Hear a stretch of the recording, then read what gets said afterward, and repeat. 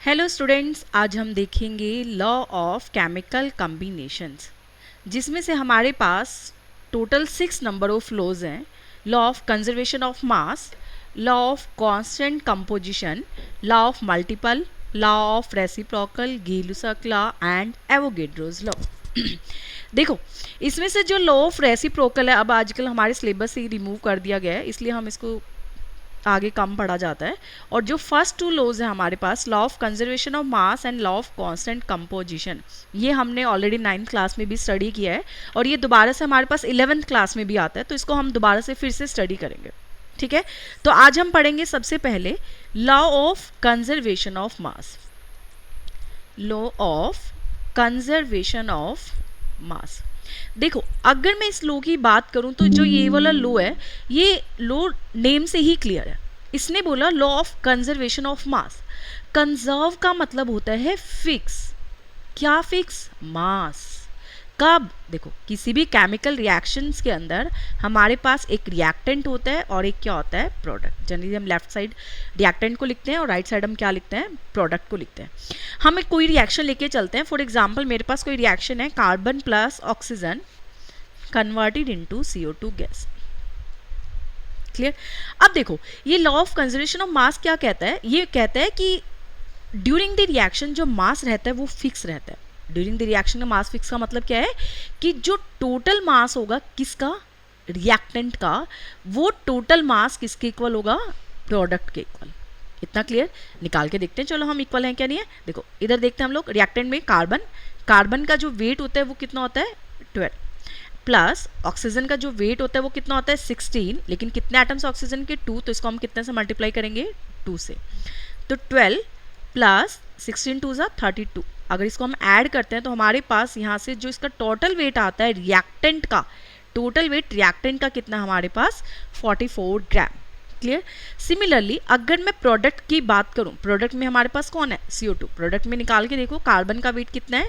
12 plus oxygen का wait 16, 2 atoms तो multiply by 2। इसको जब हम सॉल्व करेंगे तो अगेन इसका वेट भी कितना आया? 44 ग्राम। तो प्रोडक्ट का वेट भी हमारे पास कितना आया? 44 ग्राम। और ध्यान से देखिए, रिएक्टेंट का भी वेट मेरे पास कितना है? 44 ग्राम। यही तो हमारा लॉ ऑफ कंजर्वेशन ऑफ मास कहता था।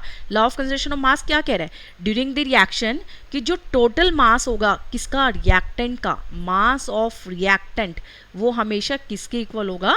मास ऑफ प्रोडक्ट के इक्वल।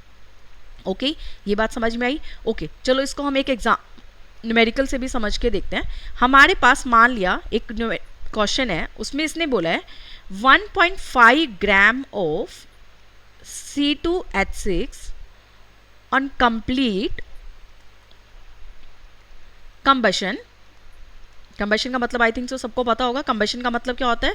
एक बार सोचो, आप बताना फिर मुझे। Combustion give 44 gram of CO2 and 2.7 gram of water.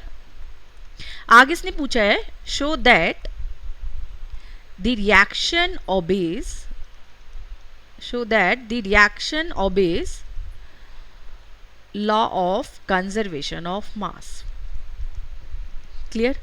Okay, देखो ये क्वेश्चन के अंदर क्या बोल रहा है? ये क्वेश्चन में बोल रहा है कि मेरे पास एक C2H6 है। C2H6 इथेन, एक इथेन है। इसने बोला कि मैंने उसको क्या किया? कंप्लीट कंबशन कर दिया उसका।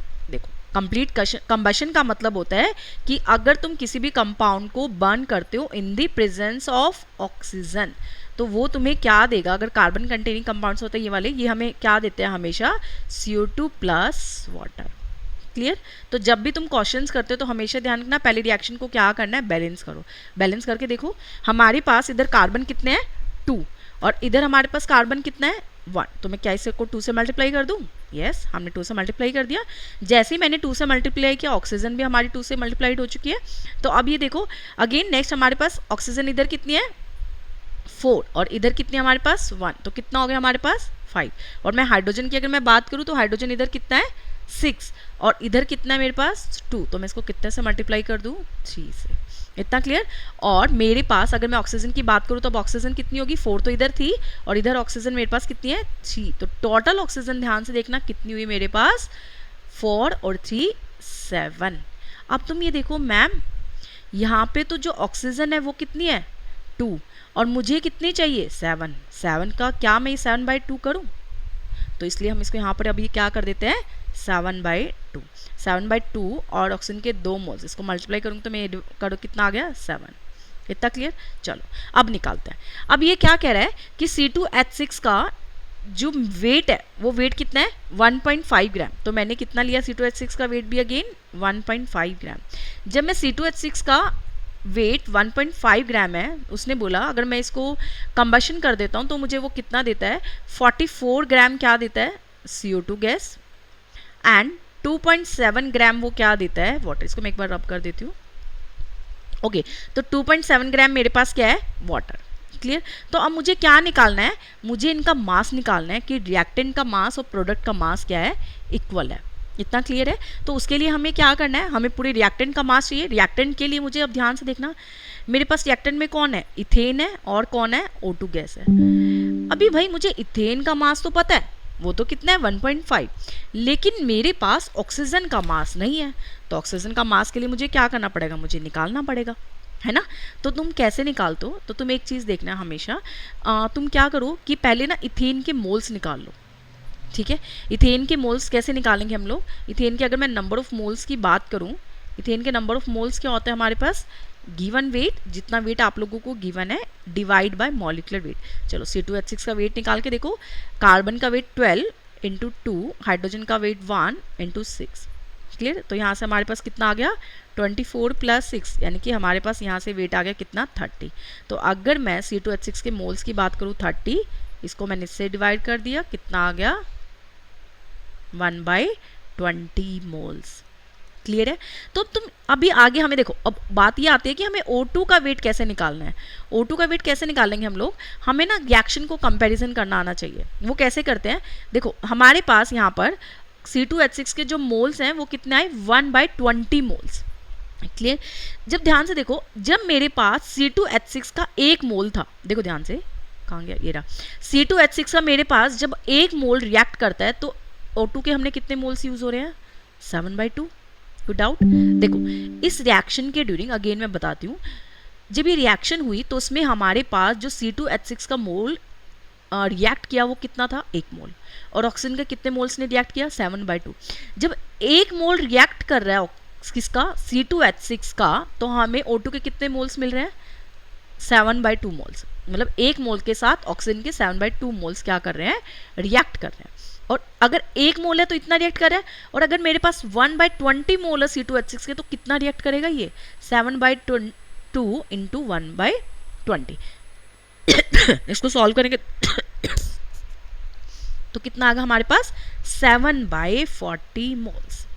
अब तो तुम निकाल ही लोगे, हमें पता चल गया कि इस रिएक्शन में भाई O2 के कितने मोल्स रिएक्ट कर रहे हैं 7/40 मोल्स। अब मुझे चाहिए क्या O2 का मास चाहिए, तो मोल्स का फॉर्मूला हमें पता है, मोल्स क्या होते हैं given weight by molecular weight.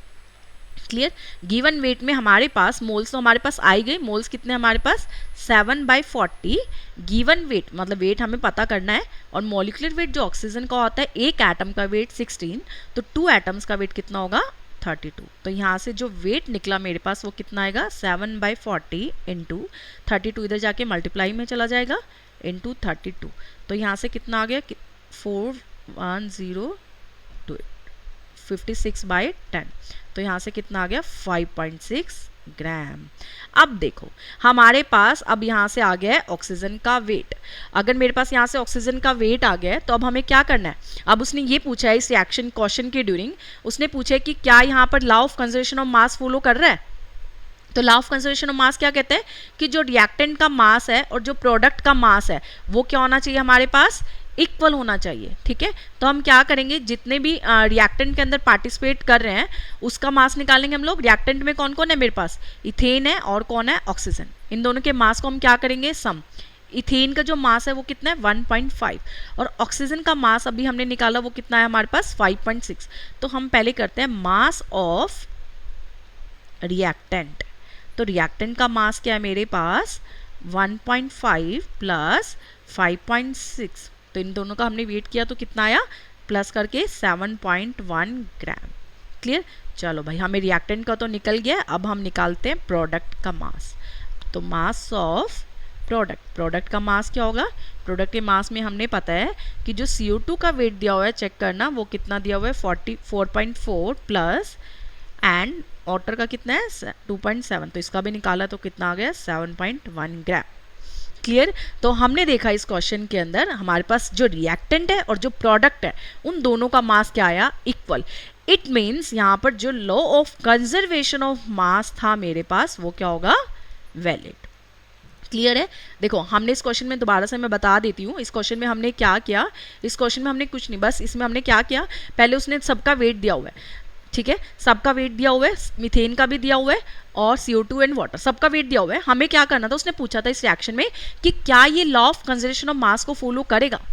अगर ये फॉलो करेगा तो बस तुम्हारे दिमाग में एक ही बात होनी चाहिए कि जो रिएक्टेंट है और जो प्रोडक्ट है उन दोनों का मास क्या होना चाहिए, इक्वल। अगर मास इक्वल होना चाहिए तो हमें उनका मास भी तो पता होना चाहिए ना, तो उनका मास हमें पता होना चाहिए। उसने इसका दिया हुआ था, हमें O2 का मास नहीं पता था, लेकिन अगर हमें बाई चांस ये पता चल जाए कि O2 ने कितना रिएक्ट किया, ठीक है, तो हम उसका मास भी निकाल सकते हैं। अगर O2 ने कितने मोल्स रिएक्ट किए हैं तो उसका मास इजीली से निकल जाएगा।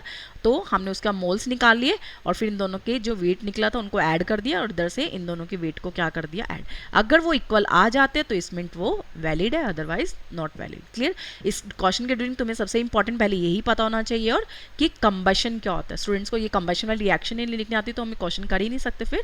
तो कंबशन क्या होता है, जब भी तुम किसी भी सब्सटेंस को ऑक्सीजन की प्रेजेंस में बर्न करते हो तो वो हमारा क्या कहलाया जाता है, कंबशन कहला जाता है। ठीक है, एक हम थोड़ा एक इजी वाला न्यूमेरिकल करके देखते हैं एक और। ओके, तो हमारे पास है नेक्स्ट क्वेश्चन हमारे पास है 4 ये क्वेश्चन आप लोगों को एक बार खुद से ट्राई करना है। 4 gram of hydrogen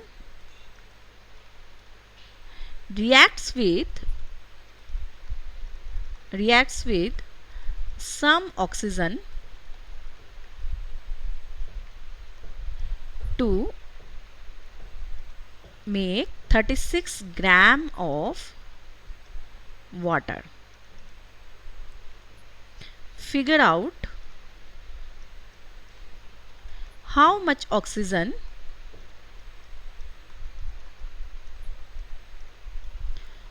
must have been used by applying law of conservation of mass. law of conservation of mass. मैं 1 मिनट का पोज करती हूँ, पहले आप लोग ट्राई करो फिर मैं एक क्वेश्चन बताती हूँ।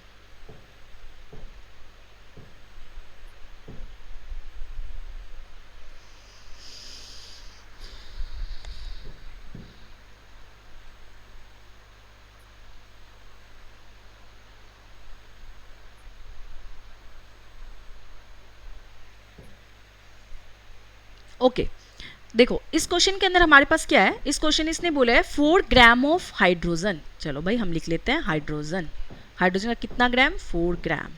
Reacts with some oxygen. Okay, इसने ऑक्सीजन का वेट नहीं बताया भाई कितना है, उसने बोला कि कुछ ऑक्सीजन है जो इसके साथ रिएक्ट कर रही है और हमें क्या बना के दे रही है, वाटर। और वाटर का वेट उसने बताया कितना है, 36 ग्राम।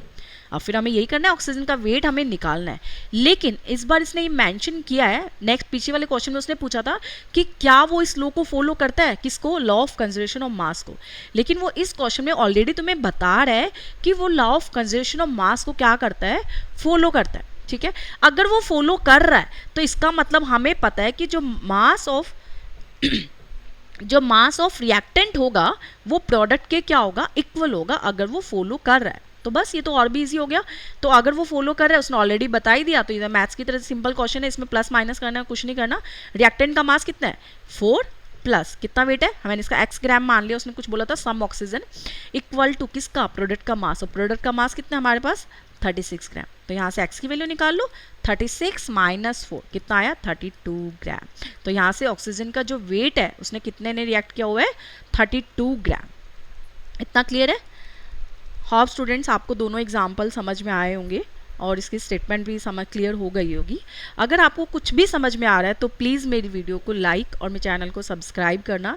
और अगर आपको इसके कंप्लीट नोट्स भी चाहिए तो मैं आपके लिए शॉर्ट्स पर ये डाल दूंगी, तो आप वहाँ से कंप्लीट नोट्स भी आप देख सकते हो। Okay, thank you. Okay, next है मेरे पास इसी के अंदर, अब हम पढ़ते हैं इसकी limitations. Limitations of law of conservation of mass. देखो, law of conservation of mass क्या कहता है कि रिएक्टेंट का मास और प्रोडक्ट का मास क्या होगा, इक्वल होगा। क्लियर? बट जो ये लॉ ऑफ कंजर्वेशन ऑफ मास है ना, ये ड्यूरिंग न्यूक्लियर रिएक्शंस उनके अंडर क्या हो जाता है, फेल हो जाता है। क्यों फेल हो जाता है? बेसिकली होता क्या है कि जो हमारी न्यूक्लियर रिएक्शंस होती है ना, उसमें हमारे पास जो प्रोडक्ट का मास होता है ना, वो रिएक्टेंट के मास से हमें कम दिखता है। जो प्रोडक्ट का मास रहता है वो रिएक्टेंट के मास से हमें एक्सपेक्टेड से हमेशा क्या रहता है, कंजर्वेशन में तो इक्वल होता है। लेकिन न्यूक्लियर रिएक्शन में हमने देखा कि प्रोडक्ट का मास हमें जितना चाहिए होता है उतना नहीं मिलता। तो भाई अगर ये उतना नहीं मिल रहा है तो ये सारा का सारा मास जा कर रहा है। अगर रिएक्टेंट का वेट मैं कह रही हूँ 50 ग्राम है और हमें मिल 45 रहा है, तो ये जो 5 ग्राम वेट है ये कहाँ गया? बेसिकली क्या होता है कि ये सारा का सारा जो मास होता है ना, ये जो 5 ग्राम हमें नहीं मिल रहा, ये जाके किस में कन्वर्ट हो जाता है ड्यूरिंग न्यूक्लियर रिएक्शंस, एनर्जी के अंदर। क्लियर है? और यही हमें आइंस्टाइन ने बोला था। अकॉर्डिंग टू आइंस्टाइन, आइंस्टाइन हमें क्या कहता है, वो कहता है आइंस्टाइन, जो मास और एनर्जी होती है ना, मास एंड एनर्जी, ये दोनों जो टर्म्स होती है ना, ये दोनों के दोनों क्या होता है, इंटर कन्वर्टेबल होता है। ठीक है, तुम मास को किस में कन्वर्ट कर सकते हो, एनर्जी में। क्या बात मैडम, ये ऐसे कैसे, इसको कैसे कन्वर्ट कर सकते हैं? अगर तुम्हें मास को एनर्जी में कन्वर्ट करना है, एनर्जी को मास में कन्वर्ट करना है, तो आइंस्टाइन ने एक इक्वेशन दी थी हमारे पास, वो क्या थी, E equal to del M C square. उसने ये इक्वेशन दी थी, यहाँ से हम क्या निकाल सकते हैं कि तुम मास को किस में कन्वर्ट कर सकते हो, एनर्जी के अंदर। अब कैसे, देखो हमारे पास जो ये इसने ये बोला डेल एम, ये क्या होता है हमारे पास, मास लॉस्ट। जो मास उसने लॉस कर दिया ना, वही तो हमें एनर्जी में कन्वर्ट करना है। तो यहाँ पे भी हम क्या लेंगे, टोटल मास थोड़ा ना लेंगे, मास लॉस लेंगे ना, कि जितना मास कम हुआ है। एंड सी क्या होगी आप लोगों की, वेलोसिटी ऑफ लाइट। क्लियर? और फिर उसने देखो, अगर हमने देखा कि ये जो लो है वो उसमें फेल हो गया न्यूक्लियर रिएक्शन में, अगर मैं कहूँ कि ये लो दोनों में ही मॉडिफाई हो, इस मतलब सक्सेस हो जाए, न्यूक्लियर रिएक्शन में भी फेल ना हो, उसने भी फेल ना हो, सब रिएक्शंस के अंदर वैलिड हो जाए ये लॉ, तो इसलिए फिर बाद में उन्होंने क्या किया, इस लॉ को ना वो कर दिया, मॉडिफाई कर दिया, और किस में कन्वर्ट कर दिया, law of conservation of mass and energy. क्यों? क्योंकि हमारा जो मास है वो एनर्जी में ही तो कन्वर्ट हुआ था ना। अब ये दोनों को क्या करेंगे हम लोग, सम दोनों की साइड, और हमारे पास ये इससे क्या आ जाएगा, law of conservation of mass and energy. Hope आप लोगों को समझ में आया होगा। अगर इन केस आपका कोई और क्वेश्चन है, अगर कोई डाउट है, तो आप मुझे कमेंट बॉक्स में डाल दीजिएगा, हम नेक्स्ट वीडियो में वो डिस्कस कर सकते हैं। Thank you.